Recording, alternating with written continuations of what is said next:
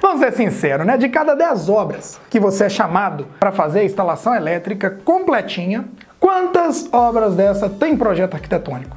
2, 3, um pouquinho mais? Aí você para e pensa, se não tem planta baixa, logicamente também não tem projeto elétrico, né? Um depende do outro. Bom, aí voltamos na questão da obra sem projeto. Quais perguntas eu devo fazer ao cliente quando a obra dele não tem sequer o projeto arquitetônico? Quais cuidados eu devo tomar na hora de planejar e executar este tipo de instalação? Fiquem tranquilos, porque eu separei para o vídeo de hoje as 5 principais perguntas que eu já fiz para os meus clientes quando aconteceram situações desse tipo. Bora para a aula então? Turma, essa situação ela é comum de acontecer. E o que você faz? Você inventa uma desculpa? Você sai correndo? Não vai, né? Você não vai perder a obra. Calma, calma, porque antes de qualquer coisa você vai precisar ter em mãos lápis, papel e régua, que aí você vai poder fazer um croquis desta obra. E para quem não sabe o que é croquis, ele é tipo uma planta baixa da casa, um projetinho sem muitos detalhes. Croquis são aqueles desenhos que a gente vê tipo a casa por cima, mostrando as paredes dela, os cômodos, né, as portas, janelas, como se fosse uma imagem de um drone sobrevoando uma casa que não tem teto ou telhado. Nesse croquis, então, é bom que você anote o quê? Vamos lá, hein? Tamanho dos cômodos, né, altura, largura, comprimento, posição das portas, janelas no cômodo, localização dos pilares, né, colunas, quando for possível, né? Se a casa não estiver rebocada, dá até para anotar ali alguma anotação. Feito isso, feito esse desenho da casa, aí vem 5 perguntas para você fazer para o seu cliente. Mas antes eu tenho um recado, né? Se você nos assiste, mas ainda não é inscrito aqui no canal, cara, tá na hora de se inscrever, né? Se não se inscreveu ainda, pô, tá me assistindo e não se inscreveu aqui no canal? Me ajuda! Gosta dos nossos vídeos? Tá aqui, mas ainda não se inscreveu? Clica no botão aqui embaixo, aqui, ó, botãozinho vermelho, se inscreve e ativa também o sininho das notificações. Que aí você não vai ter mais aquela desculpa de falar que, seu vídeo não chegou pra mim. Ativa o sininho que chega assim. Enfim, chega de blá blá blá e vamos para as 5 perguntas que você deve fazer ao seu cliente numa situação dessa. Primeira pergunta, quais equipamentos elétricos o cliente vai possuir dentro dessa casa? É bom que você faça uma lista, né, dividindo os aparelhos por cômodo, né, tipo, se na sala vai ter uma TV, né, um home theater, se no quarto vai ter outra TV, se vai ter um computador, e aí você vai anotando todos esses equipamentos para você depois ter como somar a carga instalada da casa. Você faz isso primeiro. Segunda pergunta, o cliente, você vai ter chuveiro na casa? Se sim, quantos chuveiros? Chuveiro elétrico, gente, é um equipamento de altíssima potência. Ele é o equipamento de maior potência dentro dos imóveis residenciais. Então, é bom você saber se o cliente vai ter chuveiro elétrico ou se ele está pensando em aquecimento solar, se vai deixar apenas um chuveiro elétrico ali no caso de uma emergência. Isso é fundamental na hora de você dimensionar, porque muda totalmente o dimensionamento, muda totalmente o jogo, tá? Terceiro, onde deseja colocar os pontos de TV? Gente, parece besteira.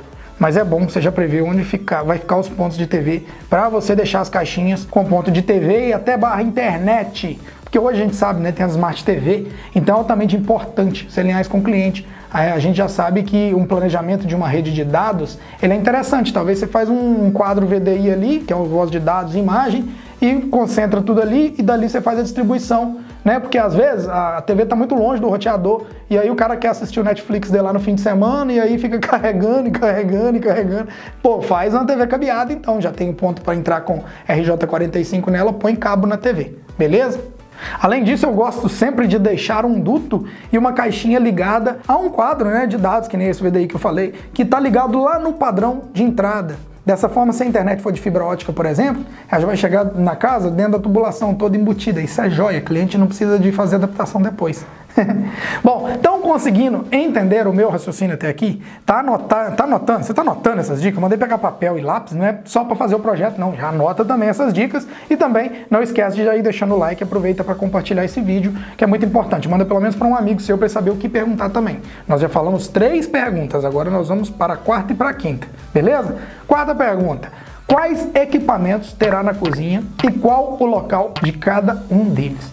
Presta atenção, falei de cozinha. Gente, na minha opinião, cozinha é o ponto principal. Hoje nós temos o que na cozinha? Nós temos micro-ondas, nós temos fritadeira elétrica, nós temos batedeira cabulosa, né? Tudo isso, gente, aumenta muito a potência, são equipamentos de alta potência. Pega essas misteiras de hoje, misteira lá em casa, lá, Tulhão. Quando não é aquela misteira de eu rodar né, no fogão, né, que o Brenner me deu uma lá pra roça. A minha Mister é 1000 watts, 1200 watts. Cara, são equipamentos que consomem mais energia. Então é altamente importante você entender como que os clientes vão colocar, onde que vai ficar cada coisinha, disposição dos móveis, onde será a bancada da pia, se a obra estiver ainda só no reboco ou na parede, né? Você tem que ver, porque senão daqui a pouco, o que você faz? Você vai e coloca lá 3 pontos de tomada em uma parede, que depois o cliente vai lá e coloca, né, a pia em outro ponto, achando que ia estar ali a pia, aí aquelas 3 tomadas estão no lugar que vai um armário, no lugar que tem a pia, você achou que era um armário, não tem tomada nenhuma, e aí fica a coisa mais ridícula do mundo. Enfim, eu já vi isso acontecer demais em obras sem projeto,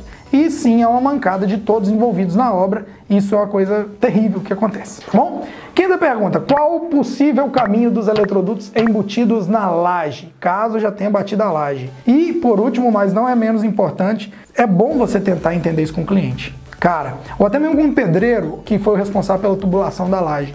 Muitas vezes o eletricista já chega na obra e aí a laje já está tubulada, né, caso seja de laje. E aí se ela já foi concretada, cara, os tubos estão ali. Então na maioria dos casos é o pedreiro que faz isso, é o cliente que desenhou de alguma forma. E aí você tem que tentar entender. Porque senão você vai dar a volta, você vai gastar mais cabo, você vai comprar cabo demais. Então você tem que tentar chegar o mais próximo possível para estar cotando o material.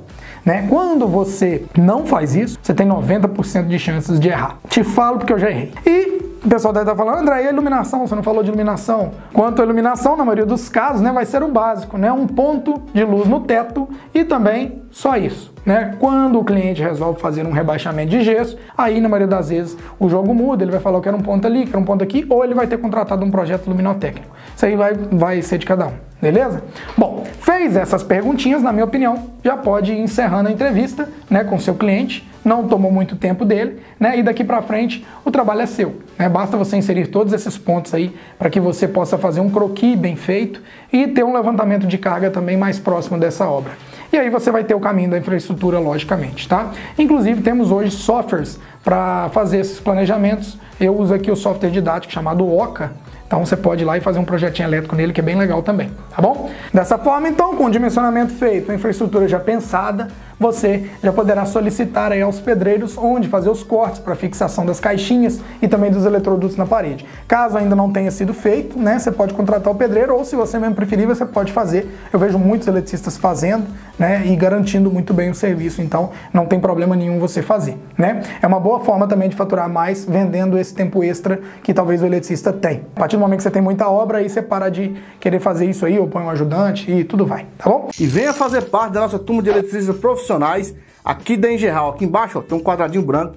Clique nele e saiba mais sobre o curso, conteúdo programático, modelo de certificado e ó, o preço que cabe no seu bolso. Um forte abraço a todos aí, ó. Valeu, filé todo!